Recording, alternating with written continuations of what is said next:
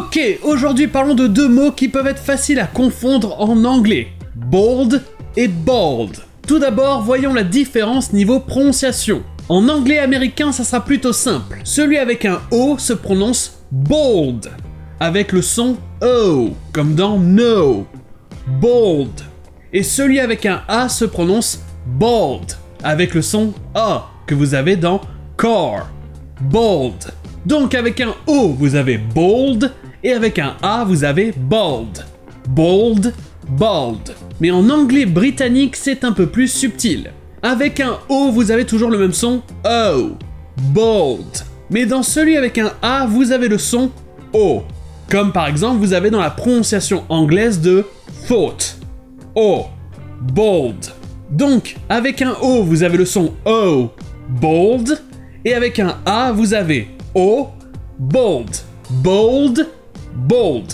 C'est pas super évident, donc pour le reste de la vidéo, je vais utiliser les prononciations américaines, bold et bald. Ok, ça très bien, mais maintenant, qu'est-ce que ça veut dire? Commençons par bold avec un O.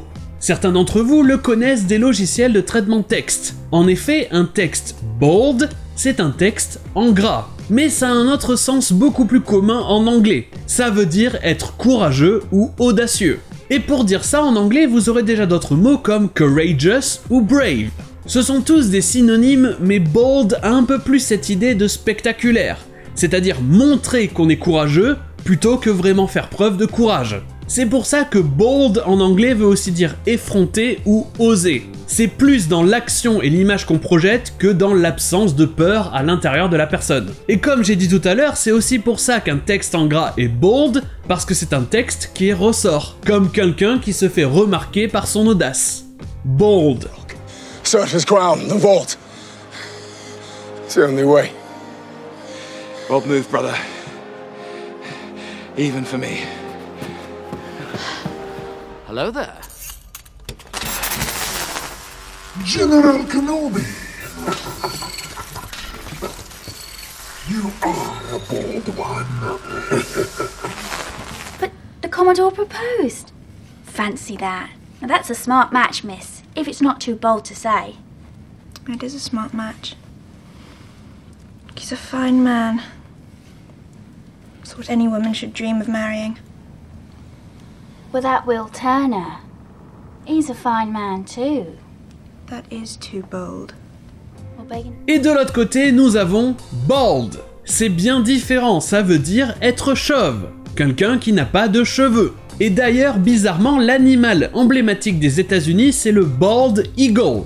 Pas bold avec un O courageux, mais bald chauve, l'aigle chauve. Et ce n'est pas parce que c'est un aigle qui n'a pas de plumes.